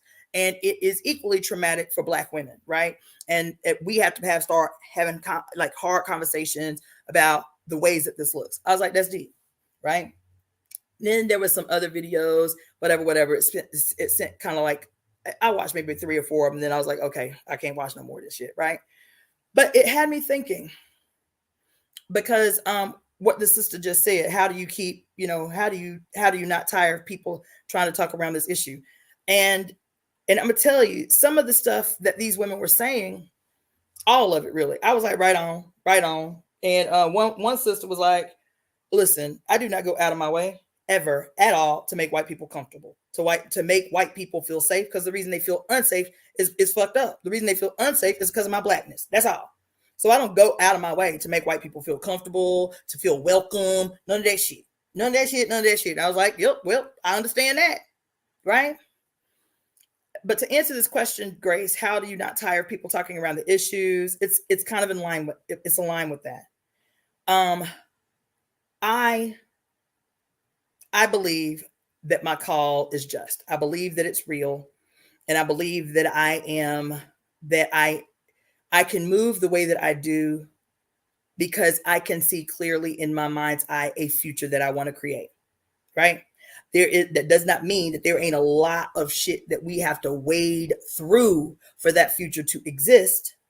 White centeredness, white supremacy, anti-blackness, capitalism, misogyny, all of the things that don't mean there is not a giant cesspool of shit that we have to wade through to get to this future. But who is going to keep their eye on this future and what it has the potential to look like and attempt to create that in real time? Not ignoring, not making light of the chasm of shit that we have to wade through. Not ignoring, not diminishing the significance of, not making light of the shit, the multiplicity of ways that things that we have to resolve and address or what have you. But who is keeping their eye on the resolution? Once we wade through this shit, once we resolve the shit, once we do the X, Y, and Z, this is what it's going to look like. Do we get presented with that? Do we get presented on a regular basis, anywhere, in any scenario, fictional or otherwise, with this future that can exist? We have everything we need, every bit of information that we could ever need to construct this future already exists. Every secret has been revealed. Shit, even the secrets of so-called secret societies now are on blast. There ain't no secret that we don't have access to. No information that we don't have access to. No lived experience that we do not have to go back to and say, okay, we're going to take some of those things and apply them now. And some of that shit we have to leave in the past. We can use this. We don't need that. You know, we did this in the past. It didn't work. Malcolm was a great orator and organizer and revolutionary, but these were his flaws. We don't want to repeat these. Analyze the weaknesses and the strengths of the past. Take what we can use and apply it to the future, to the present, so that we can generate and create this future that people, everybody, can see in their imagination. Because I tell y'all all the time, I will forever say it. We cannot keep reiterating and regurgitating all the ways shit is fucked up. Somebody is going to have to plant the seed of imagination and what the future can be into the imaginations of the masses, because nobody can create what they cannot imagine. What they cannot see and imagine in their mind's eye, they cannot create it. You're asking them to create from abstraction, from a frame of reference they've never seen. That's what the language of the mother produces for us. It gives us a memory deep within all of us of how things used to be, that there was a time when things were better, that there was a world where people were generally safe. There was a time where males were not living in isolation because they understood their connection to everyone else was their connection to the mother, was through their connection to the mother. There was a time, even so-called hardcore political socialists and shit will say, yeah, well, you know, there was a time when there was no jails and there was no state and there was no prisons and there was no poverty. And they always just ambiguously kind of drape it over the colored world. There were no jails and prisons in Africa and this and that. But they never go further to say, at what time in human history did those things exist, where safety was the norm, where harmony was the norm, where when new people came to you, you didn't assume they was out to get you? It was always under matriarchal societies. Always, always, always, always, always, always. And they deliberately keep it out because they do not want to what they in their mind thinks is going to be relinquishing power to reconnect with the mother, to rejoin with the mother, to embrace the emergence of the one. They automatically see it as a loss of position or a loss of power to reconnect with the mother, while still holding up. Oh, well, we socialists, and you know, we got to go through these stages of human development before we can get to communism, which is utopia. But they cannot ever say that the only time utopia ever existed in human history was under the mother, was under matriarchal societies, matrifocal and matrilineal groups, politically, economically, religiously, spiritually, culturally, agriculturally. The only time in human history it's existed is under the mother. They can't tell you that. You see. So that's why I don't tire and I don't let motherfuckers sway me. You understand?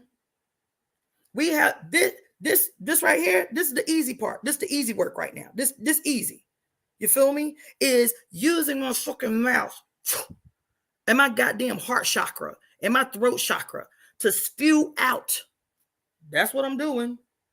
Every time I open my mouth, I'm spewing out this fucking 5-dimensional web to see who fucking makes a connection.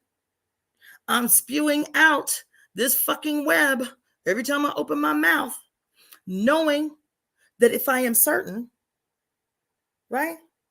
That if I am certain of the mother and I am certain of the future that she promises, who it's for is who it'll reach.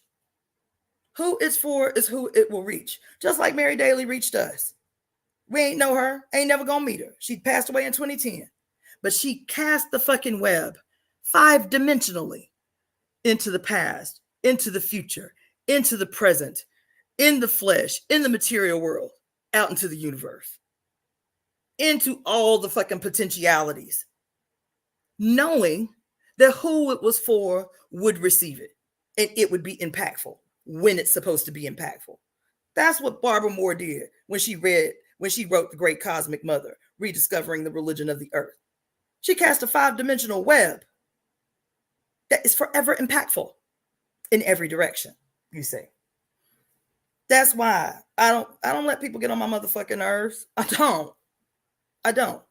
Because I know the origin of all things. I know what afflicts us all. Whatever those peculiarities are, however they manifest themselves in the real world, I know the origin of all that makes us ill. I know the origin of what makes us all ill. That's why I don't let y'all get on my motherfucking nerves. That's why I don't tire. You understand? All I can do is say what I'm called to say and keep it moving. If it's for you, cool. If it resonates with you, cool. You're not gonna hurt my feelings by saying, that ain't no shit I can get down with. That shit don't even make no damn sense. Cool. Do you, boo? Build something better. Do something more. T. A lot of people's nihilistic approach to society and Stockholm syndrome are contributing to the state of the world. Baby, T.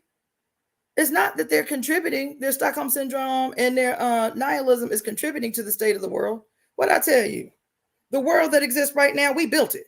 Every last one of us contributed in some way, whether willingly or unwillingly, whether deliberately or not, whether consciously or unconsciously. Every single solitary body that lives on earth has contributed to the world that we live in now. All of us. You understand? All of us. Ain't nobody exempt from that. I have contributed to the world that exists right now. Just like I am actively contributing to the world that I say I want to exist, I want to be. But one of the things is taking responsibility for the way the world is.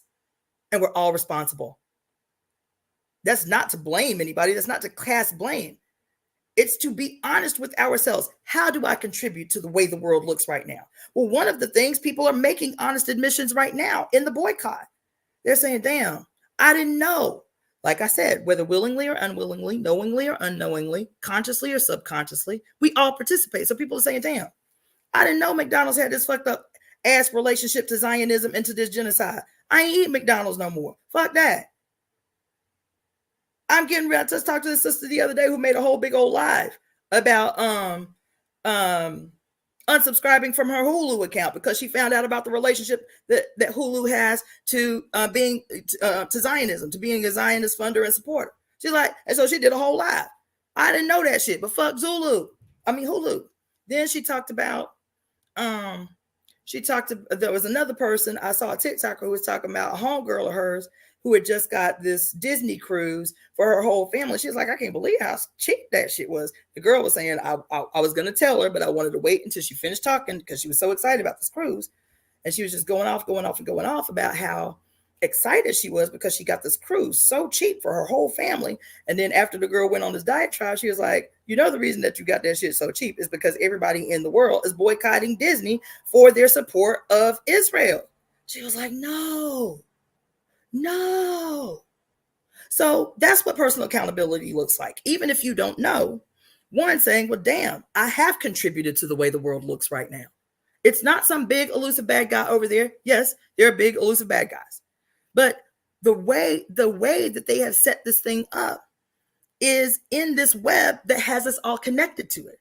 So how we spend our money, where we work, our play activities, all of it is tied up in this diabolical web that does exactly what it's supposed to do until our eyes are open and we see that, yes, our seemingly small behavior has a radical impact. And so the boycott is working, right? So it's not about like placing blame. There are some people who are at different varying levels of their spiritual journey or their political consciousness. That's why I don't debate and I don't argue. It's not because I have some aggression against people who say stupid shit or anything like that. It is because, again, I recognize the origin of of what makes us all ill. Politically ill, socially ill, antisocial. I recognize the origin of it. And it's not about me giving grace. It's about me saying I am making a concerted effort to always remind people of the origin of all things. And this is the way that we can make ourselves well. It's like, while yes, we're treating the symptoms to give ourselves some relief from the symptoms right away, but we still have to go to the root of the matter or we'll stay sick. To ignore the root is to remain sick, right? So anyway,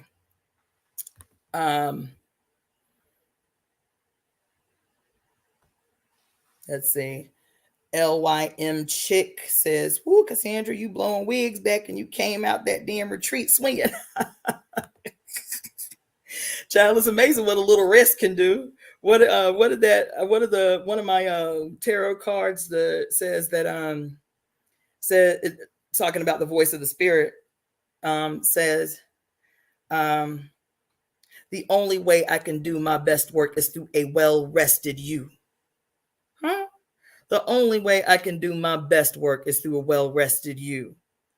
That's why we stay busy. That's why they keep us busy. That's why they keep us disembodied and disconnected and exhausted emotionally and shit. Because she can come through, guns blazing, double edge axe swinging. It is only through a well rested you that I can do my best work. Understand? So yes, that retreat, that self-imposed retreat was impactful. It was very, very impactful. Okay, so I do have to go. This was fun. Hopefully you were fed from it. Something resonated with you. Something became clear that may have been unclear. Y'all had so many comments. They are master manipulators after copying our pages, but copied things with the wrong purpose. Yes. True, not radical, but it is aggression against the divine feminine. Satan has deceived the masses. Yes, Mr. 22, you missed the boat, boo. You might have came in late, but you missed the boat. He says, I'm saying it isn't racial, it's 100% spiritual. Satan wants all. Satan has deceived the masses. No, boo, Satan hasn't deceived the masses. You understand? That ain't the great deceiver. You feel me? Because according to the real deceiver, you feel me, on this Christian YouTube channel yesterday, oh, this dude on here, I wish I would have seen these damn messages when they came in. His ass is probably already off here. Mr. 22 says, look, race has nothing to do with this. All races that aren't in the club are slaves to the beast system they've created. He obviously didn't hear a motherfucking thing I was saying. Because haven't I said that regularly? Didn't I say that about America? That America was created in its foundation as a slave state? I didn't make any distinction about races.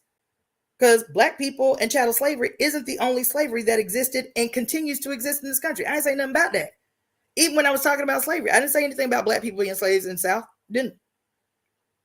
Look, race has nothing to do with this. Okay, boo. Don't get mad. That ain't what we talking about on here. That ain't never what we talking about on here. Well, listen, okay, y'all? I'm going to tell you, people are about to be really upset. I'm just plotting and scheming on the shit that I have to do, and soon. Like I'm telling y'all within the month. I'm not saying online, but I'm plotting and scheming on what I have to do like before the end of March. I really respect the fact that you don't vote for president. I never will again. Right on, Robin. Come on through. That's what I'm talking about. And Bossy says the cartels are running amok on the reservations.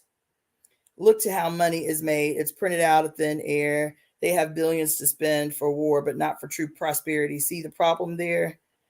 But what is the definition of evil? I don't like to. I get the energy of where this guy's coming from, and he probably doesn't mean any harm.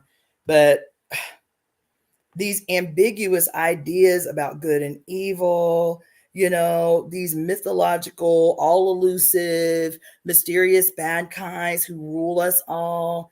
It does not sway me. It does not impress me. It doesn't. It just doesn't. And the reason why is because, again, one, we all have a role to play. We all have played a role in the way the world looks right this moment, and we all have a role to play in the way the future looks. We all do. So while we can acknowledge, again, the cesspool of shit that are political issues, that are social issues, that are ecological issues that we must address in an attempt to address the symptoms while stabbing at the root of the issue. The future is now. It's right now. It's this moment. You understand? That future, and what future are we creating in our current alignment? Are we in alignment with a prosperous, beautiful, exciting future, or are we in an alignment with, through our habits, through our ideas, everything that we lament about that we don't want to happen ever again, that exists in the past, but we keep talking about it, keep talking about it, keep talking about it, keep talking about it. We can acknowledge the past. We can acknowledge those things that we do not want to see ever again by creating and aligning ourselves with the future that we know we can make real. That's why I talk about how all the wealth around us that exists, everything that exists, is wealth that we created, is the society that we, our hands on nature, transformed, created. So if we can create it for others under pressure and under oppression and under brigandage and under, worker boss shit, then can't we create the exact same thing or better for ourselves? We just have to take the initiative to and have the courage to. That's the issue. Good and evil is not the goddamn issue. Ambiguous philosophies that have us just the victims of gods, like battling against each other and we the puppets to them. I'm not interested in no shit like that. I'm not interested in no shit. Those kinds. There's no real reason for people to be homeless, poor, and unable to get medical treatment. It's evil. I get that, baby. I get it. I get it. But the lens that you're seeing those things through, the lens that you're seeing those things through, Mr. 22, to me, it creates an energy that we have no control, that we do not have the ability to resolve it, to overturn it, that we are victims, that we are not the fates, that we do not have the ability to change the world, that we do not have the power to impact our environment. That's why I keep going back to the environment that you live in, the environment that people are homeless in, the houses everywhere, the buildings everywhere. We created that.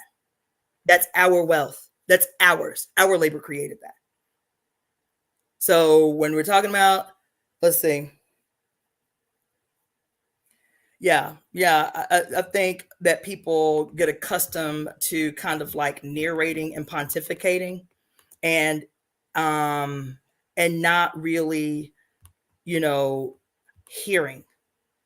You know what I'm saying? I think that's what I'm experiencing. I don't think it was ill intended. I can hear the despair, but I think we're so accustomed sometimes at pontificating that we do not sit to hear and analyze and process and receive and then respond. You see? So I feel like that's what I was getting in that interaction. So that's unfortunate, but again, who is for is who is for. Who it's for is who it's for. So let's see. I think that is all the comments. Yes. If we did it, we can undo it. Damn straight. You understand? If it was done, it can be undone. You understand? So anyway, I'm going to go. My client's going to be here literally any second now. But thank you all again.